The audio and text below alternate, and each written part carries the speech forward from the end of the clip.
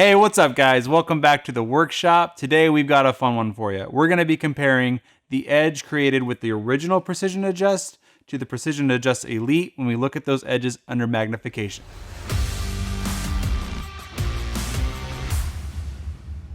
Alright guys, so first off, what knife did we sharpen? We sharpened the Kershaw Leek, designed by Ken Onion, a friend of ours that's designed a few of our sharpeners himself, and we thought it'd be a great knife to use for this test. We sharpened using a specific technique, so we wanted to try to control some things here. So what I did is I just did the push technique. If you haven't seen our old video where we compared sharpening techniques, push versus pull, go back and watch that one. You can see how that impacts the edge created. We decided to just go with a push technique where I push into the edge to try to recreate almost that factory profile. Another control we put in place was the amount of time I spent on each abrasive. So to keep that consistent, I didn't spend a whole lot of time on any particular one. I tried to keep it even on every one. I'll get into the details of what that looks like. Just know the time spent on each abrasive was about the same time all the way through. All right guys, so what we're looking at here is the factory edge on the leeks as we receive them.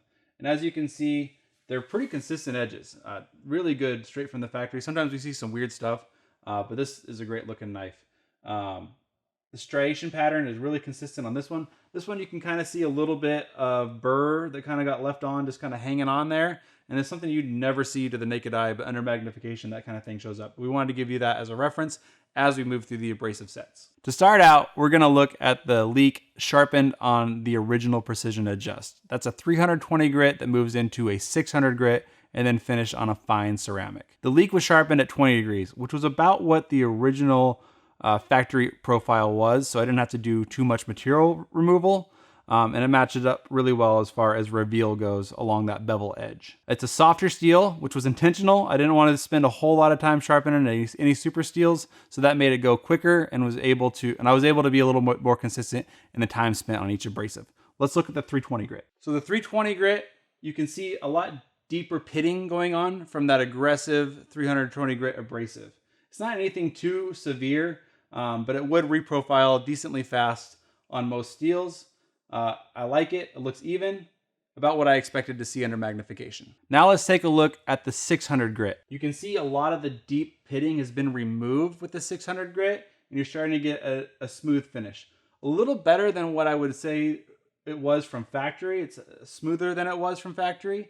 And normally I could probably just jump to the 600 grit and skip that 320, but we wanted to go through the full progression. But on a factory blade, you could start here. You can see a little bit of burr left over on the one side that will probably be knocked off with the ceramic in the next step. All right, let's wrap up on the ceramic for the original Precision Adjust. This is what the result is after hitting that same side of the knife with the ceramic. You can see it's a lot smoother, but there is still some minor striations left in there. To the naked eye, you can't really see these that well. Mostly it's just a mere polish on the knife. You do have some burr left over, and that's probably going to be something that will be there. It could have a lot to do with the technique I used. It's also something that just kind of happens, and that burr will get knocked off with use of the knife. That knife is definitely sharp at this point, and you could also hit this with like a leather that you might have, a leather strap that you might have to knock that burr off if you were worried about it. For the most part, this knife's sharp and ready to rock. For comparison's sake, I'm gonna score each of these knives on the best tester. What we're looking for here is a low score. That's the winner. So anything from 2 to 300 is really, really sharp. That's like factory edge, if not better. Anything in the 100 below range, we're talking double razor edge sharp. So let's see how this one scored on the original Precision Adjust. We got 207. Let's see if I can rotate that for the camera. That's really sharp. That's like a double-sided razor. I think the Precision Adjust Elite's gonna have its work cut out for it, but we'll see what that leather strap does to take it to the next level. All right, guys, switching gears here over to the Precision Adjust Elite. We're starting out with the 220 grit. As you can see, it's a little rougher than the 320 we had from the original, which is intentional. This is to be able to get in there and reprofile quickly. It took a lot less time to reach a burr with the 220 than the 320 that comes in the original, which makes sense. It's a more aggressive grit, gets the job done sooner, and you've got some deeper striations and pitting going on here, which is to be expected. Quickly moving on to the 320 grit, which is where we started with the original. We've removed some of that deep pitting from the 220, and you've kind of got a jagged edge going on here, which is again something I would expect after that 220 grit, which is pretty coarse. But the main thing I'm looking at here is, yeah, you can see some burr and some jagged edge, but we're starting to remove those deep pits from the 220, which is our goal because refinement will come later. Next up is the 400 grit, another grit you don't get in the original. This is another way to move through our refinement process, and you can already see the edge starting to come back into shape. We're getting less of those striations. So that refinement step, it's just a smaller step in between, but it does help, as you can see, remove some of those deeper pittings that we were seeing before. All right, next up was a 600 grit diamond. This is where we're really starting to see that edge come in to place. There's still some burr hanging off, but we're talking close to that factory edge all over again.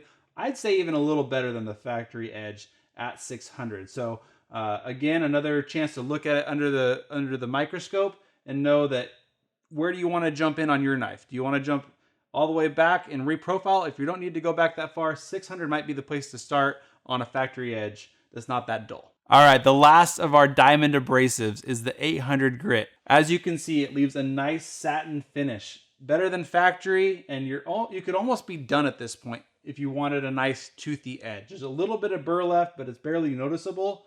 This is a good working edge. Can't wait to see how it looks after the ceramic. All right, now for the ceramic on the Elite. After hitting the 800, you can see it leaves a nice glassy finish. I was actually surprised at how many striations show up under magnification because this was a nice mirror look to the naked eye. But that just shows you how powerful these lenses are. The transition is really nice between the bevel as well here. It's nice and even, and there's barely any burr left. This I expect to be an extremely sharp knife and really pretty looking to the naked eye. Finishing up on the leather, as you can see, we really removed a lot of the striation and you're getting a little bit more of that shine. The biggest takeaway here is there's literally no burr left on this. We've removed that burr completely. You're starting to see some shine here, which is something you can transition a little bit further toward the tip and almost create a micro bevel with your leather. If you raise that a few degrees, you can get this shine a little bit further out here towards your edge if you want. I expect this will score really high in the best tester after that stropping. Let's check it out. Moment of truth here. Let's see how the leather strop takes the sharpness to the next level with the Elite system. Remember, low score wins. Whew. 109. So that's ridiculously sharp. Both these knives I would not be ashamed of in any way, shape, or form, but 109 is really saying something. Well, that's it, but there were a few key takeaways I want to cover before we get out of here. For me, the Elite system is less about creating a sharper knife because, as you can see, both result in a really sharp knife. But the difference comes down to creating the edge that I want to create on my knife. Having those extra abrasives lets me jump into the process at different points and create either a satin edge that I might want, a toothy edge, be able to reprofile quickly. That's where the real difference lies, is being able to create those profiles that I want on my knife. That's going to do it for this week, guys. Make sure to comment down below what questions you have. Is there anything that you think we missed? What other things do you want to see us use the magnification light for? It's a lot of fun to get in, look at these edges closer, and we want to know how you guys want to see us use it in the future. If you want to take a closer look at some of these images, we'll post those on Instagram later this week. Make sure you're following us at WorkSharpTools, and we'll see you next week. Thanks for watching, guys.